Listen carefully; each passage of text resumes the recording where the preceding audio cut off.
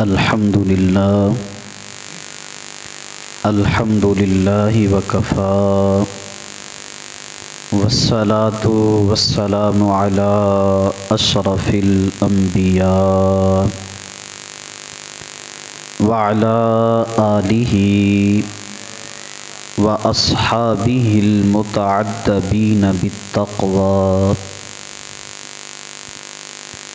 اما بعد فاعوذ باللہ من الشیطان الرجیم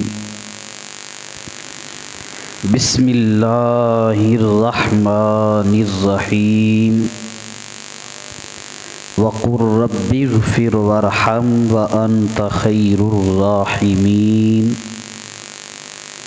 آمنت باللہ صدق اللہ العظیم الصلاۃ والسلام علیک یا سیدی یا رسول اللہ الصلاۃ والسلام علیک یا سیدی یا خیر خلق اللہ الصلاۃ والسلام علیک یا سیدی یا قائد الغر المحجلین وعلی آلک واصحابک یا سیدی یا شمس العارفین۔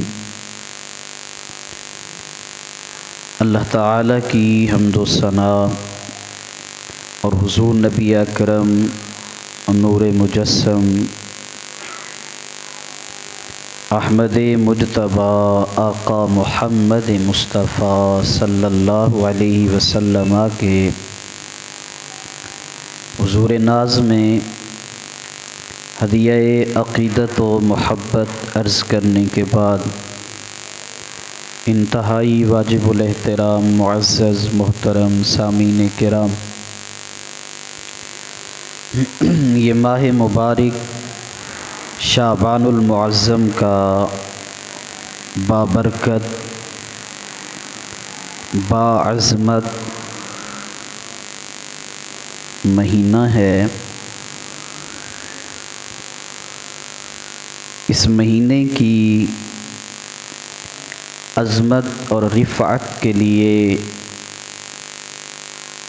اتنا ہی کافی ہے کہ میرے اور آپ کے آقا و مولا صلی اللہ علیہ وسلم نے فرمایا، شعبان و شہری، شعبان میرا مہینہ ہے۔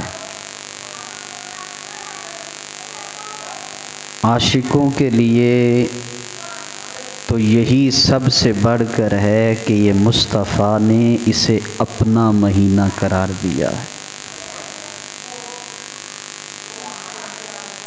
حضرت انس رضی اللہ تعالی عنہ بیان کرتے ہیں کہ جب رجب آتا تو اللہ کے نبی صلی اللہ علیہ وسلم دعا فرماتے، اللہم بارک لنا فی رجب و شعبان و بلغنا رمضان۔ اے اللہ ہمارے لیے رجب اور شعبان میں برکت عطا فرما۔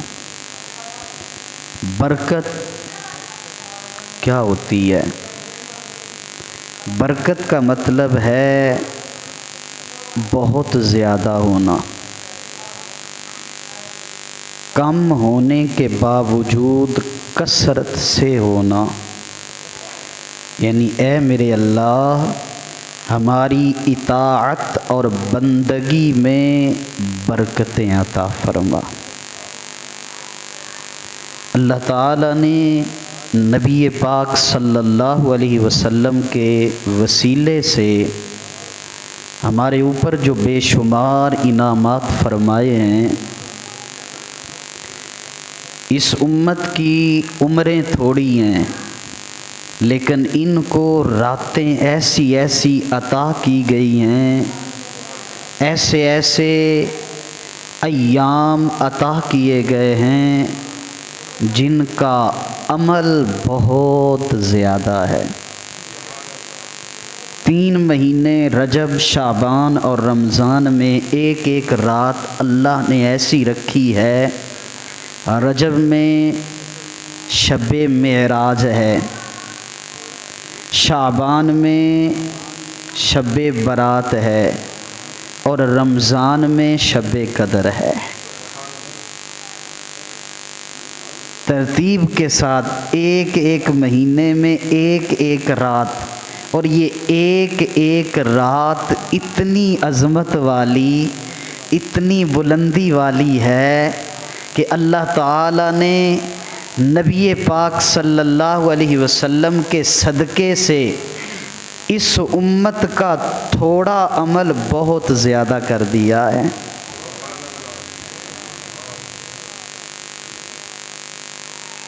شعبان، حضور سیدنا غوث اعظم رضی اللہ تعالی عنہ آپ فرماتے ہیں شعبان کے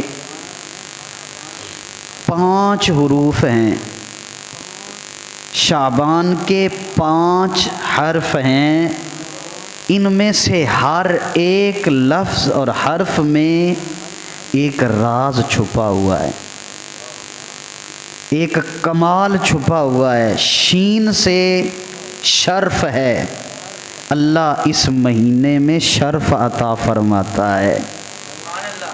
عین سے مراد علو ہے، بلندیاں، اللہ اپنے بندے کو بلندیاں عطا فرماتا ہے۔ با سے مراد بر، نیکی، اس مہینے میں نیکی ہی نیکی ہے۔ الف سے مراد الفت ہے اور نون سے مراد نور ہے۔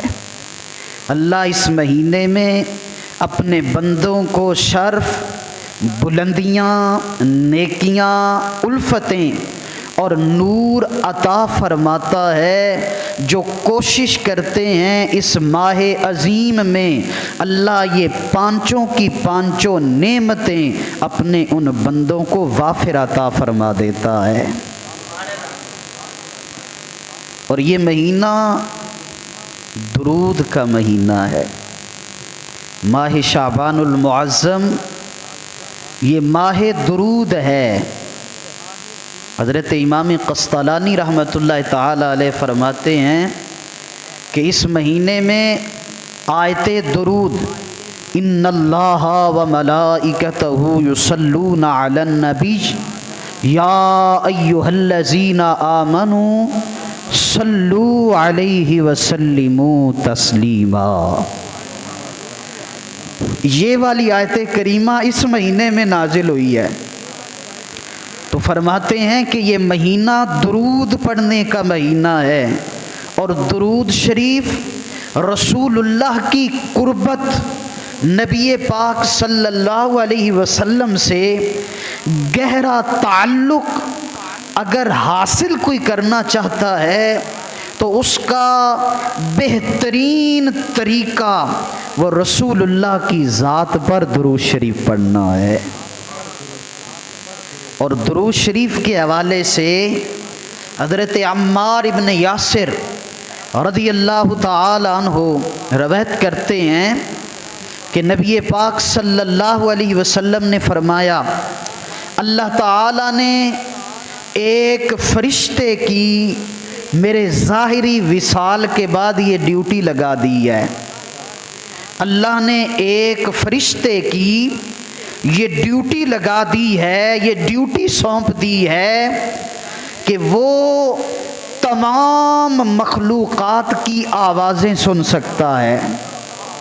اس فرشتے کو اللہ نے یہ طاقت عطا فرمائی ہے کہ وہ تمام مخلوقات کی آوازیں سن سکتا ہے، اور اس کی ڈیوٹی رب نے یہ لگا دی ہے کہ میری قبر انور کے اوپر وہ کھڑا ہوگا، جہاں کہیں سے بھی میرا کوئی امتی مجھ پر درود پڑھے گا تو وہ فرشتہ سنے گا اور مجھے بتائے گا کہ یا رسول اللہ آپ کا فلاں غلام، فلاں کا بیٹا، اس نے آپ کی ذات پر درود بھیجا ہے۔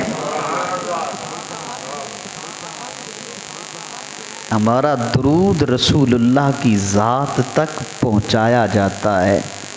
اور بعض روایات میں شب جمعہ اور جمعہ کے دن نبی پاک اپنے غلاموں کا درود خود سنتے ہیں۔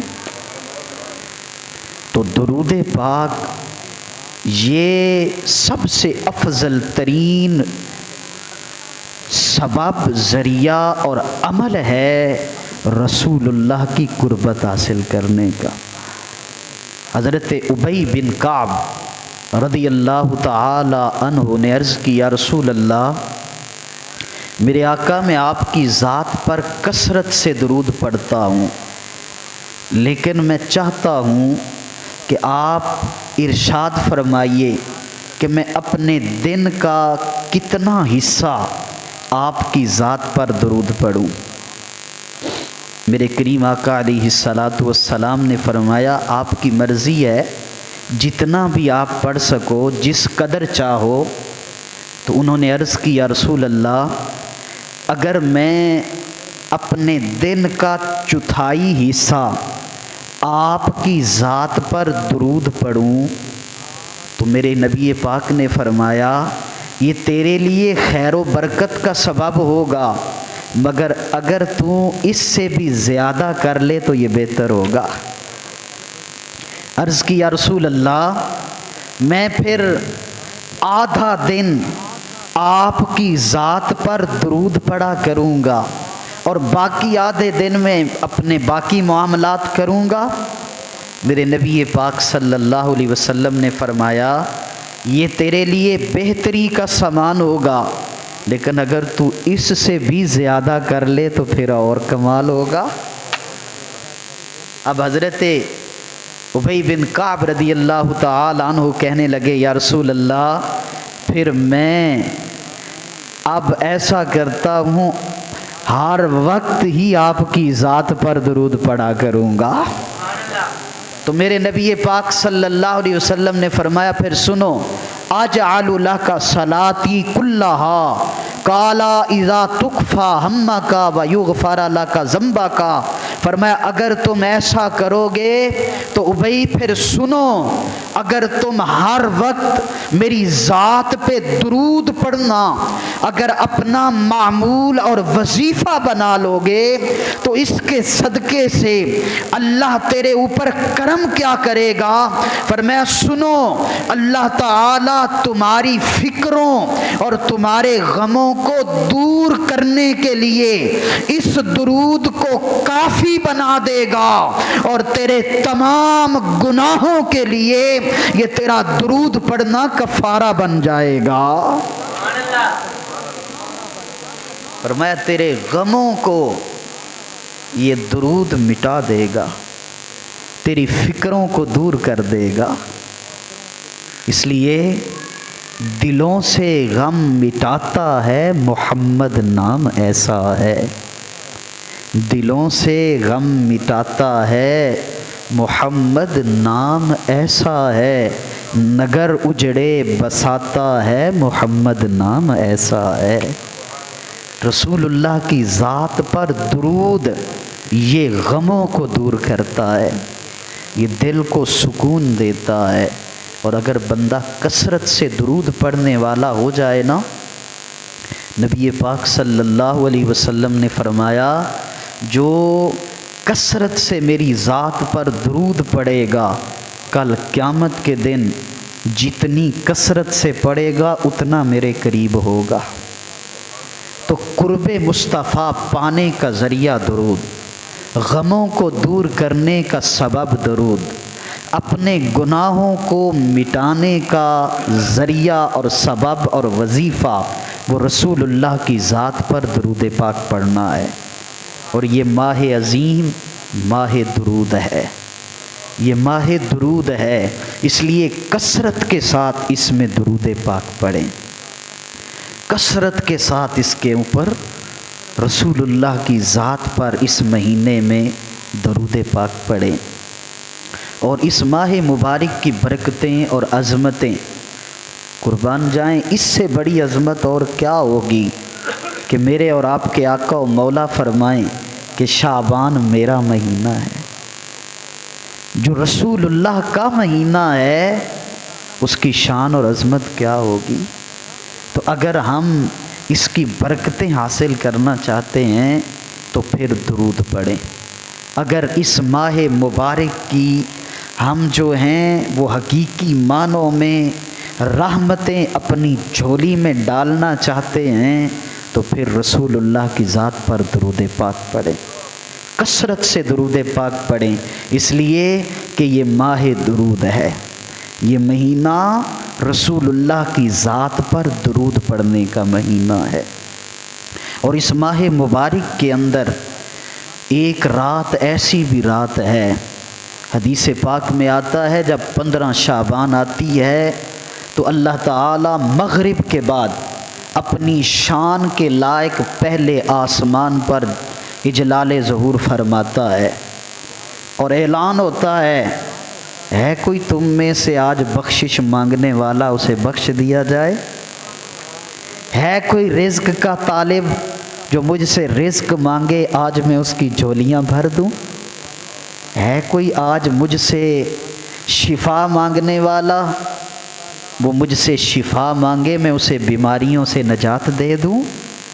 فرمایا ساری رات یہ صدا گونجتی رہتی ہے اور اللہ کی رحمتیں اللہ کے بندوں پر چھم چھم برستی رہتی۔ اور 15 شعبان المعظم شب برات کی جو رات ہے وہ والی مشہور زمانہ حدیث پاک کہ کریم آقا علیہ السلام حضرت اماں عائشہ صدیقہ رضی اللہ تعالی عنہا کے حجرہ پاک میں ہیں، رات کا وقت ہوا، اللہ کے نبی دیکھا اماں جی نے تو آپ بستر پر نہیں ہیں، دل میں خیال آیا کہ شاید رسول اللہ کی طبیعت نے چاہا اور کسی اور زوجہ پاک کے پاس چلے گئے۔ اب اٹھی حضرت بی بی سیدہ عائشہ رسول اللہ کو تلاش کرنے کے لیے، تو جدھر جدھر سے خوشبو آ رہی تھی ادھر ادھر چلتی گئی۔ کیا دیکھا کہ نبی پاک جنت البقیع کے اندر تشریف فرما ہیں اور اللہ کے نبی نے سر سجدے میں رکھا ہوا ہے اور دعا کر رہے ہیں۔ حضرت عائشہ کھڑی ہو گئی، اللہ کے نبی نے سر انور اٹھایا اور فرمایا ابو بکر کی بیٹی کیا تو نے یہ گمان کیا کہ میں تیرے ساتھ خیانت کروں گا؟ ہاتھ جوڑ کے عرض کی بندہ نواز آپ تو مالک ہیں، آپ چاہیں بھی تو کسی اور زوجہ کے پاس جا سکتے ہیں، میری کیا مجال میں آپ کو روکوں؟ میں تو فکر مند ہوئی کہ اللہ کے نبی بن بتائے گئے کدھر؟ فرمایا عائشہ تجھے نہیں پتا آج کون سی رات ہے؟ عرض کی آقا بتائیے۔ فرمایا آج 15 شعبان کی رات ہے اور آج کی رات بنو کلب قبیلے کی بکریوں کے بالوں کے برابر اللہ تعالی میری امت کو بخشش عطا فرماتا ہے۔ عرب کے اندر یہ قبیلہ سب سے زیادہ بکریاں پالتا تھا، سب سے زیادہ بھیڑ بکریاں بنو کلب قبیلے کے پاس ہوتی تھی۔ تو فرمایا بنو کلب قبیلے کے بکریوں کے بالوں کے برابر اللہ اس رات گناہ گاروں کی مغفرت فرماتا ہے۔ تو میں نے چاہا کہ میں آج قبرستان والوں کو بھی اس دعا میں شامل کروں، تو اس رات قبرستان میں جانا بھی معمول مصطفیٰ سنت مصطفیٰ ہے۔ اس لیے یہ رات یہ مہینہ بڑی برکتوں بڑی عظمتوں والا مہینہ ہے، اللہ سے ڈرنا چاہیے۔ ڈر اللہ قرآن پاک میں فرماتا ہے یا ایھا الذین آمنوا اتقوا اللہ حق تقاتہ، اے ایمان والو اللہ سے ڈرو، ایسے ڈرو جیسے ڈرنے کا حق ہے۔ اللہ سے ڈرو جیسے ڈرنے کا حق ہے۔ ہم انسان کمزور ہیں نا، ہم ہر چیز سے ڈر رہے ہوتے ہیں، اور جب ہم کسی چیز سے ڈرتے ہیں نا تو اس ڈر کا احساس ہمارے اندر موجود ہوتا ہے، اس ڈر کا احساس ہمارے اندر موجود ہوتا ہے۔ تو کیا ہم اللہ سے بھی ڈرتے ہیں اور احساس ہوتا ہے ہمارے اندر؟ مثلاً آپ دیکھیں نا، جب ہمیں احساس ہوتا ہے نا کسی ڈر کا تو پھر ہم کوشش کرتے ہیں پھر ہم کوشش کرتے ہیں. جو قانون سے ڈرتا ہے وہ کبھی اشارہ نہیں توڑتا، لیکن جہاں اسے پتہ ہو یہاں کوئی نہیں دیکھ رہا، یہاں جرمانہ نہیں ہوگا، جو قانون سے ڈرتا ہے وہ بھی وہاں اشارہ توڑ دیتا ہے. اسے پتہ ہے ادھر کون سا کوئی دیکھ رہا ہے. احساس جب تھا کہ مجھے دیکھا جا رہا ہے، چلان ہو سکتا ہے، اس نے اشارہ نہیں توڑا. لیکن جب احساس ختم ہوا تو وہی بندہ اشارہ توڑ رہا ہے. آپ بازار میں جائیں، لوگوں نے گن مین رکھے ہوئے ہیں، تنخواہ دیتے ہیں، ان کی روٹی روزی کا بندوبست کرتے ہیں، بھائی اضافی پیسے دیتے ہیں، کیا وجہ ہے؟ وہ کہتے ہیں ڈر لگتا ہے، اگر یہ نہیں ہوگا تو کہیں چوری نہ ہو جائے. تو مطلب ہے ڈر تو رہا ہے نا وہ. اور اس ڈر کا جو احساس ہے اس کے لیے کوشش کیا کر رہا ہے؟ گن مین لے کے بیٹھا ہوا ہے. ڈر کا احساس ہوا، کوشش کیا کر رہا ہے؟ اشارہ نہیں توڑ رہا ہے. یہ انسانوں کا ایک ڈر ہے، یہ دنیا کا ڈر ہے، یہ مال کا ڈر ہے، یہ جان جانے کا ڈر ہے، یہ مال کے ضائع ہونے کا ڈر ہے. اور اس کے لیے اتنی کوشش کر رہے ہو تو رب کہہ رہا ہے یا ایھا الذین آمنوا اتقوا اللہ، ایمان والو ڈرو اللہ سے حق تقاتے ہی، جیسے ڈرنے کا حق ہے. کیا میرے اور آپ کے اندر ڈر کا احساس ہے؟ احساس ہے. اس احساس نے کبھی مجھے اور آپ کو گناہ سے روکا ہے؟ اس احساس نے کبھی مجھے اور آپ کو نیکی کے لیے جوش دیا ہے؟ اور اگر دیا ہے تو پھر ڈر حقیقی ہے، اور اگر نہیں دیا ہے اور اب ہمارے اندر احساس نہیں پیدا ہوا تو پھر ہمیں سوچنا چاہیے اور اللہ سے ڈرنا چاہیے. اللہ سے ڈرنا چاہیے. نبی کریم صلی اللہ علیہ وسلم نے فرمایا جو دنیا میں اللہ سے ڈر جائے ایسے جیسے اس سے ڈرنے کا حق ہے، فرمایا اسے قیامت میں رب سے ڈرنا نہیں پڑے گا، بلکہ اللہ تعالیٰ اسے اپنی رحمت کے میں لے کر اسے جنت عطا فرما دے گا. اللہ سے ڈرتے. اچھا قرآن پاک میں نا اللہ تعالیٰ نے علم والوں کا بیان کیا ہے. اللہ فرماتا ہے اللہ سے ڈرنے والے علماء ہیں، انما یخشی اللہ من عبادہ العلماء. فرمایا جو علم والے ہیں وہ اللہ سے ڈرتے ہیں. اور ایک اور مقام پر سورہ رحمان کے اندر یہاں خشیت اللہ، خشیت کا ذکر ہے، اور وہاں وَلِمَنْ خَافَ مَقَامَ رَبِّهِ جَنَّتَانِ، جو اللہ سے خوف زدہ ہوا اس کے لیے 2 جنتیں ہیں. وہاں خوف ہے، یہاں خشیت ہے. اب اہل لغت نے خوف اور خشیت کا ایک ہی معنی کیا ہے، ڈرنا، اللہ سے ڈرنا. لیکن صوفیاء جو حقیقت کی تفسیر کرنے والے ہیں وہ فرماتے ہیں نہیں، خوف اور ہوتا ہے، خشیت اور ہوتی ہے. وہ فرماتے ہیں خوف اور ہوتا ہے، خشیت اور ہوتی ہے. خوف یہ ہے کہ میں نے یہ گناہ کیا، اب اللہ مجھے سزا دے گا.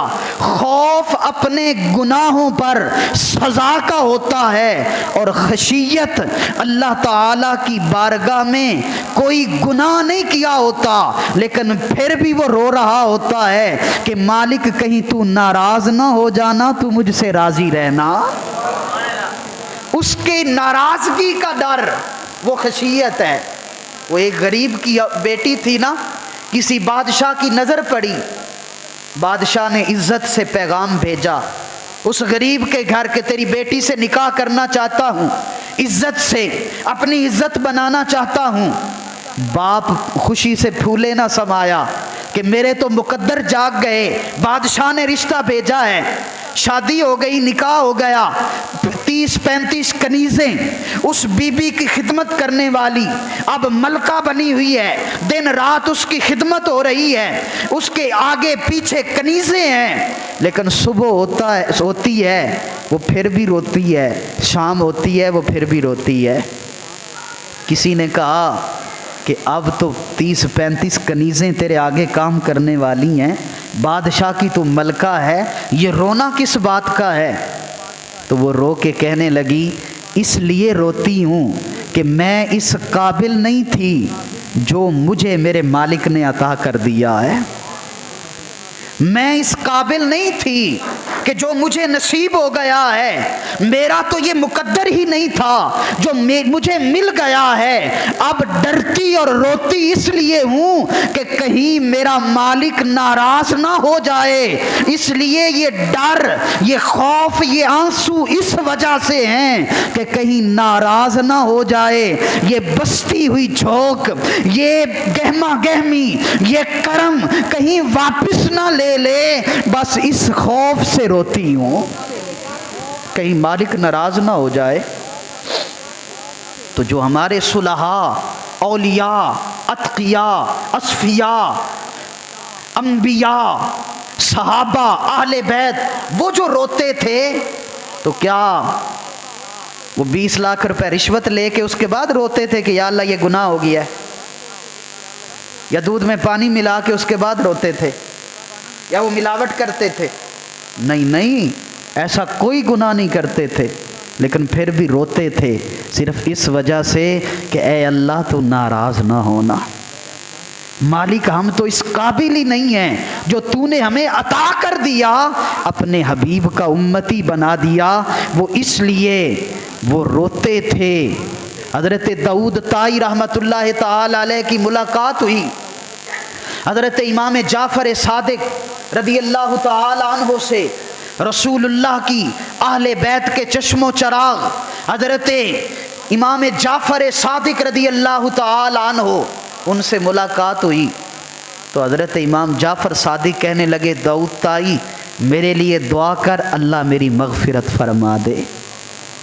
حضرت داؤد طائی نے رو کر عرض کی یہ دعا میں نے کروانی ہے یا آپ نے کروانی ہے؟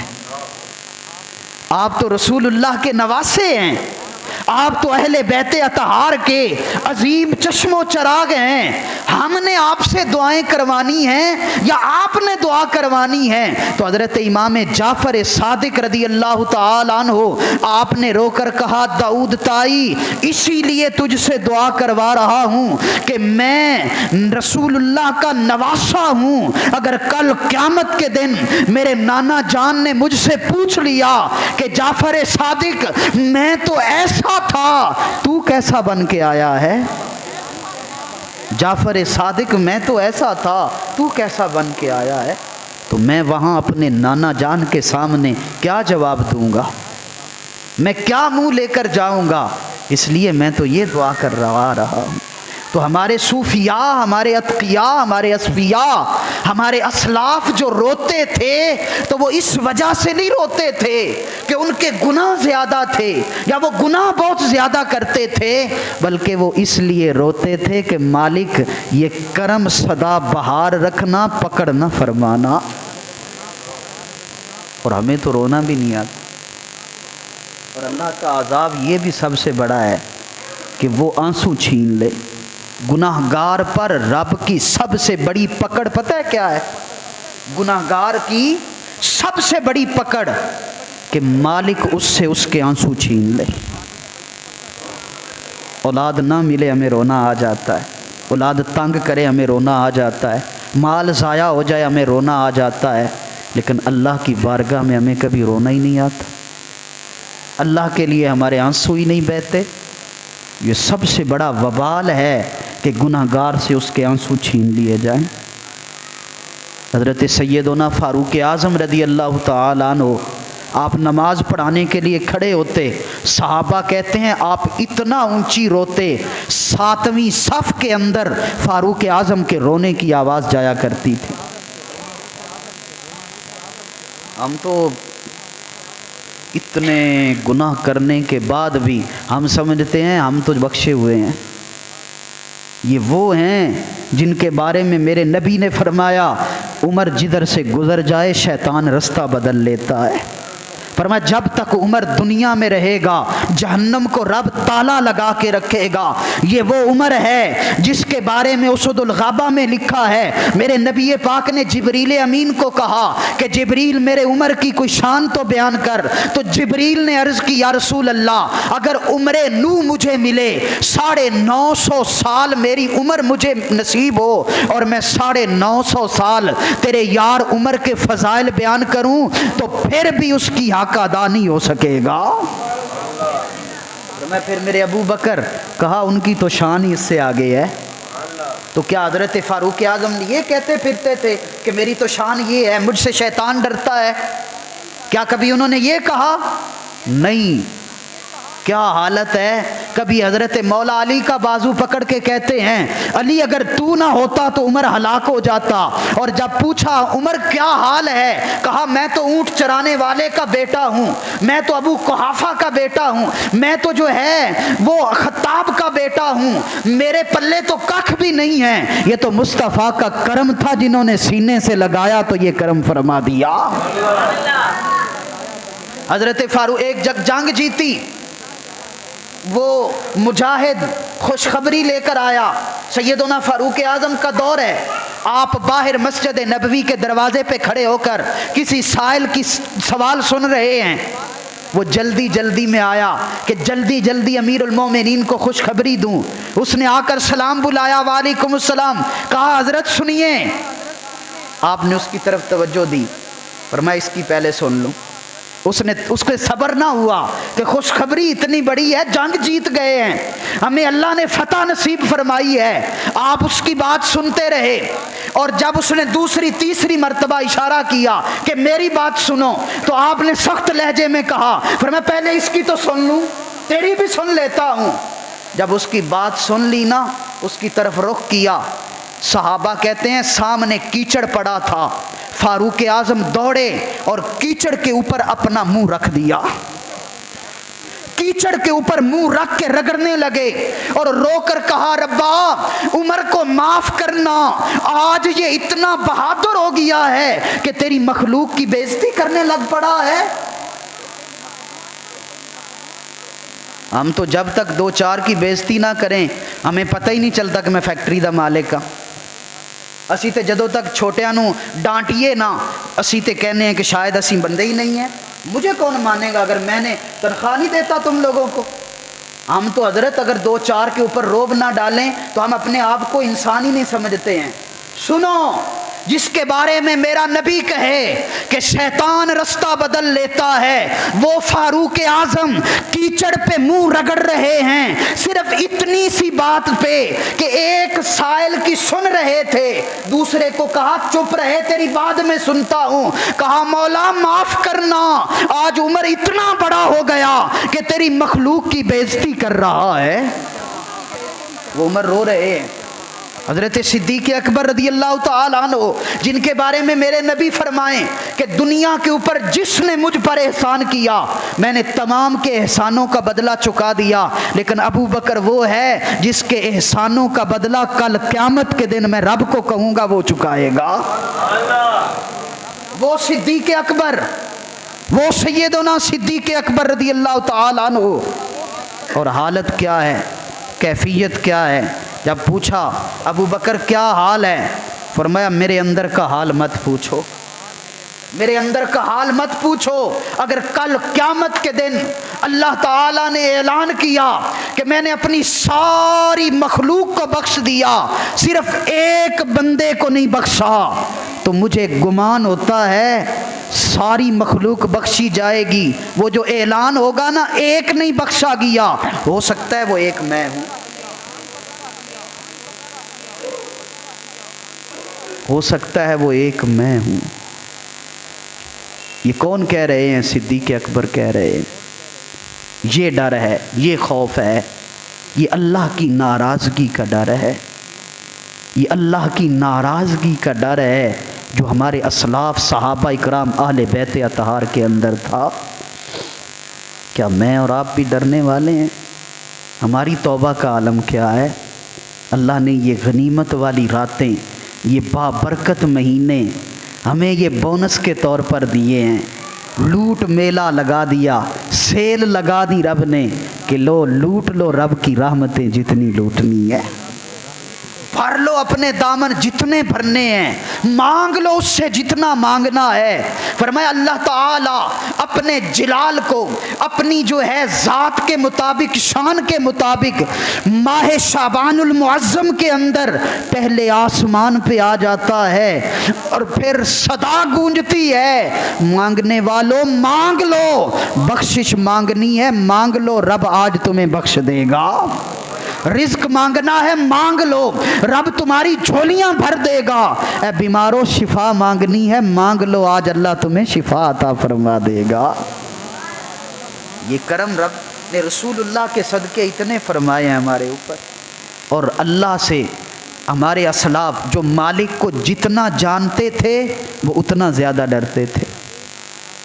آج اگر ہمیں ڈر نہیں نہ لگتا اس کا مطلب ہے ہم رب کو جانتے ہی نہیں ہیں، اس کا مطلب ہے ہم رب کو اگر جانتے ہوتے تو پھر ہماری کیفیت یہ نہ ہوتی۔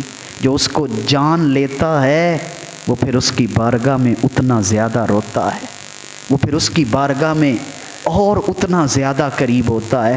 حضرت عثمان غنی رضی اللہ تعالیٰ عنہ 3 مرتبہ اللہ کے نبی نے جنت کی بشارت دی ہے۔ عثمان فی الجنہ، عثمان الجنہ، عثمان فی الجنہ، فرمایا عثمان تو جنتی، تو نے جنت خرید لی، عثمان جنت تیری ہے، عثمان جنت تیری مشتاق ہے۔ فرمایا میرے عثمان سے میرا رب بھی حیا کرتا ہے، فرمایا میرا عثمان وہ ہے جو سخاوت کی دنیا کا بادشاہ ہے، آج جس نے جنت میرے سے خرید لی ہے۔ لیکن ایک قبر کے اوپر کھڑے ہو کر حضرت عثمان غنی رو رہے ہیں۔ خادم نے عرض کی عثمان رونا تو ہمیں چاہیے، تجھے تو 3 مرتبہ اللہ نے جنت، اللہ کے نبی نے جنت عطا فرمائی ہے، رونا تو ہمیں چاہیے، تم کیوں رو رہے ہو؟ کہا جس نبی نے مجھے جنت دی ہے اسی نبی نے فرمایا تھا کہ قبر حشر کی منزلوں میں سے پہلی منزل ہے، اگر اس پہلی منزل پہ رب نے مجھ سے پوچھ لیا کہ عثمان حساب دے تو میں کس چیز کا حساب دوں گا؟ فرمایا میں کس چیز کا حساب دوں گا؟ حضرت مولا کائنات سیدنا علی المرتضی علی منی وانا من، جس کے بارے میں میرا نبی فرمائے علی جدا نہیں میں علی سے، علی مجھ سے، یعنی میں علی ہوں علی میرے جیسا ہے، جس کے بارے میں میرا نبی فرمائے من کنت مولا ہو فہذا علی مولا، اس علی مولا کائنات کی کیفیت کیا ہے؟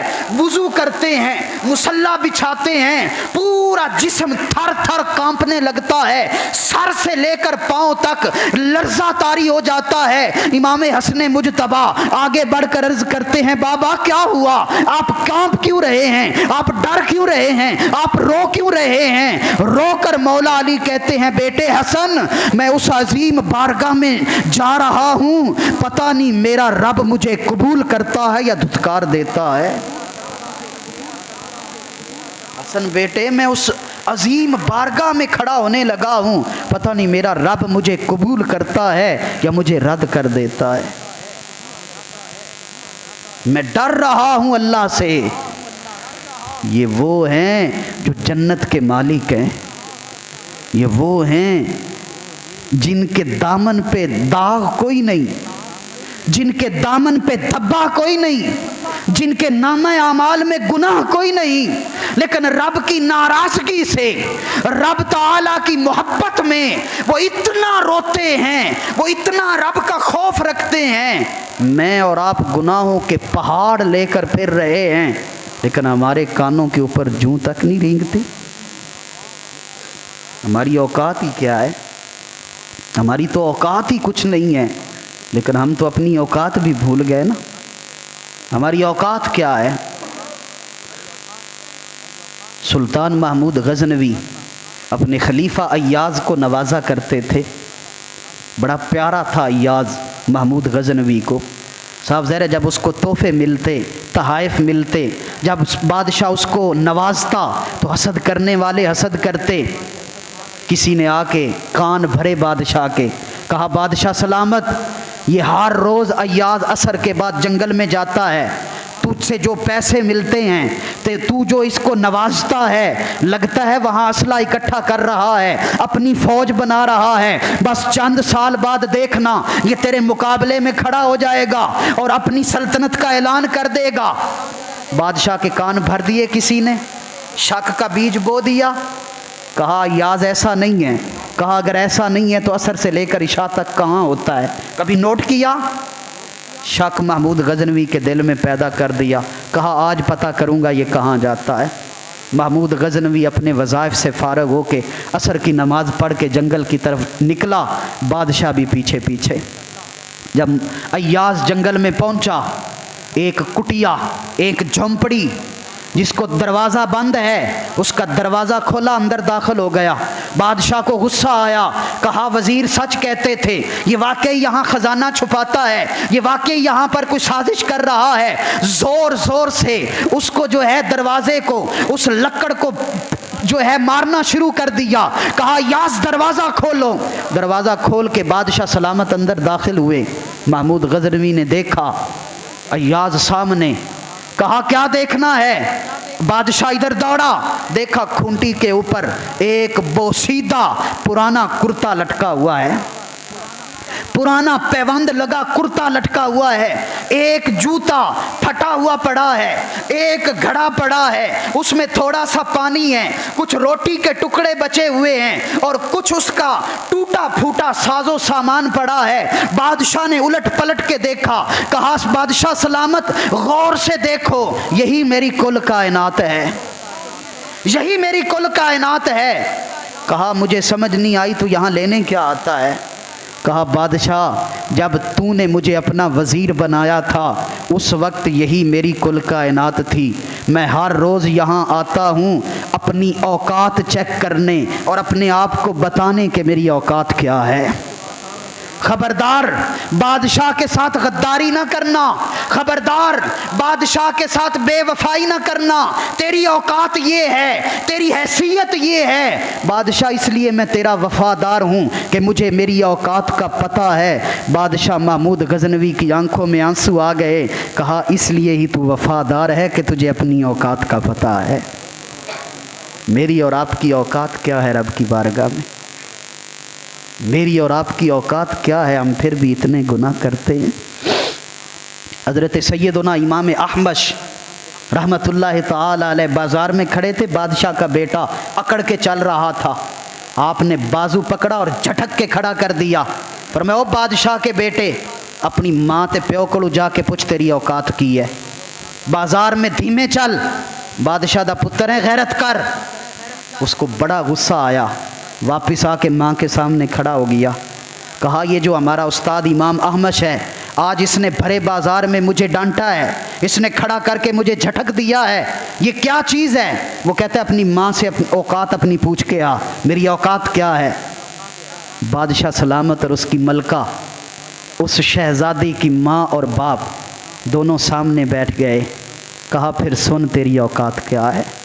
अल्लाह ने हमें बादशाही दी थी, अल्लाह ने हमें नेमतें दी थी, अल्लाह ने हमें कायनात के ऊपर सल्तनत और सल्तनत अता फरमाई थी, लेकिन रब नाराज़ था, हमारे पास औलाद नहीं थी। दर दर के धक्के खाए, जगह जगह पे मन्नतें मानी, लेकिन हमारे पास औलाद नहीं थी। आखिरकार इसी इमाम अहमश के दर पे जाके गिरे और कहा रब नाराज है, तू ही कोई वसीला पा, तू ही कोई दुआ कर कि अल्लाह हमें कोई एक ही लाल अता फरमा दे। इस इमाम अहमश ने अल्लाह की बारगाह में दुआ फरमाई थी जिसके सदके में अल्लाह ने तुझे पैदा फरमा दिया था। ये तेरी औकात है। इसलिए उस रब से ना डर के रहे। उसने अगर तुझे नेमतें अता की हैं, ये शाबान अता फरमाया है, शब बरात जैसी बाबरकत रात तुझे दे रहा है, तो आ अपने रब की बारगाह में झुक जा। डर, जो जितना रब को जान लेता है उतना ज़्यादा डरता है। हज़रत फुज़ैल इब्न अय्याज़ रहमतुल्लाह ताला अलैह कहत पड़ गया, बगदाद के अंदर बारिशें नहीं हो रही, लोग परेशान, जानवर भूखे मर रहे हैं, फसलें तबाह हो गई। कहते हैं हज़रत सुफियान सौरी और हज़रत फुज़ैल अय्याज़ कहते हैं हम निकल के दुआ करने लगे कि मालिका रहम फरमा, बारिश डाल दे, लेकिन बारिश नहीं हुई। कहते हैं एक दिन मैं और चंद लोग हम जंगल की तरफ निकले तो हमने क्या देखा कि एक कुटिया से, एक झोंपड़ी से सफ़ेद बालों वाला एक ग़ुलाम निकल रहा है जिसके चेहरे के ऊपर इबादत के आसार नज़र आ रहे थे। हम उसे देख रहे थे, वो नहीं देख रहा था। जब वो बाहर निकला, आसमान की तरफ रुख किया, हाथ उठाए और अर्ज़ की, रब्बा मैनू पता है जिहड़ा बगदाद दे उत्ते बारिश नहीं ना आ रही, ये मेरे गुनाहां दी वजह तो नहीं आ रही। ऐ मेरे मालिक, मुझे पता है बगदाद पे जो बारिश नहीं हो रही मेरे गुनाहों की वजह से नहीं हो रही। या अल्लाह, गुनाह मेरे ने, बच्चियां नूं ते अजाब तो बचा ले। औरतों का क्या कसूर है, बूढ़ों का क्या कसूर है। मेरे रब्बा, मेरे गुनाहां दी वजह तो बगदाद वालियां ते बारिश बंद ना कर, मालका करम कर दे। हज़रत फुज़ैल इब्ने अय्याज़ कहते हैं, वो इस दर्द से रोया, हम छुप के देख रहे थे, अभी उसके हाथ नीचे नहीं आए थे, अल्लाह ने बारिश बरसाना शुरू कर दी। कहते मैंने पूछा ये किसका ग़ुलाम है, लोगों ने बताया फ़लाँ का ग़ुलाम है। शाम के वक्त मैं उसके घर गया, कहा ये ग़ुलाम मुझे दे दो, मैंने ख़रीद लिया। कहते हैं लेकर जब मैं उसको चला ना, जब गली में पहुंचा तो मुझे कहने लगा, फ़ुज़ैल जानता है मैं तो बूढ़ा हो गया हूँ, मेरे बालों में चांदी उतर आई है, यार मैं तो काम करने के भी काबिल नहीं, तूने इतने पैसे दे के मुझे मुफ्त में क्यों ख़रीद लिया। कोई जवान गुलाम खरीदता जिससे तू काम करवाता, मैं तो अब काम करने के भी काबिल नहीं रहा। हज़रत फुज़ैल इब्ने अय्याज़ कहने लगे, तुझे मैंने काम के लिए नहीं ख़रीदा, वो जो तूने दुआ की है ना, जिसके सदक़े से बारिश हुई है, मैं जान गया हूँ रब की बारगाह में तेरा रुतबा क्या है।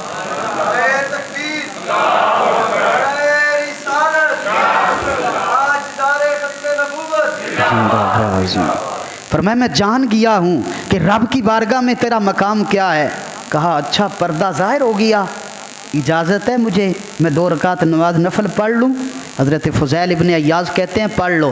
कहते हैं उसने उधर गली में ही नीयत की और 2 रकात पढ़ने शुरू कर दिए। कहते हैं 2 रकात नमाज पढ़ने के बाद सलाम फेरा और हाथ खड़े किए, अर्ज़ की रब्बा तेरा ते मेरा पर्दा सी, राज सी, राज तैनू नहीं खोलना चाहिए सी। मैं गुलाम हाँ, मेरे मालका मेरा पर्दा सी, तू पर्दा ही चुक छड़िया। इन्ना सतरा कल आज़ीम, तेरे कोल इन्ने पर्दे ने, एक इज्जत दा पर्दा मैनू भी दे छड़, हुण मैं इत्थे नहीं रहना चाहता। फरमाते हैं उसकी ज़ुबान पे कलमा जारी हुआ, उसने चीख मारी और रूह जो है कफ से अंसरी से परवाज़ कर गई। वो इतना कुछ और इतने अजीम, और उनको अल्लाह की बारगाह में इतना रोना आए, वो इतना रब के करीब हों, वो अल्लाह ताला की बारगाह में इतना ज़्यादा राज़ो न्याज करें। मैं और आप गुनाह ही गुनाह, पहाड़ गुनाहों के, और उसके बावजूद हमें अपने रब की बारगाह में रोना ना आए। आओ साहिबो, आने वाली ये रात बख्शिश की रात है, बरात की रात है, अल्लाह का कुर्ब पाने की रात है, ये रब को मनाने की रात है, ये रब का कुर्ब हासिल करने की रात है, ये बड़ी बाबरकत रात है। आओ अपने रब को मना लें। और जो मौजूदा कैफियत और हालात हैं, हर एक को अब ज़रूरत है कि अपने घरों के अंदर एहतमाम करें, तस्बीह नमाज का एहतमाम करें, सलात तौबा का, इस्तिग़फ़ार का, तौबा करें। सबसे बड़ी चीज़ तौबा।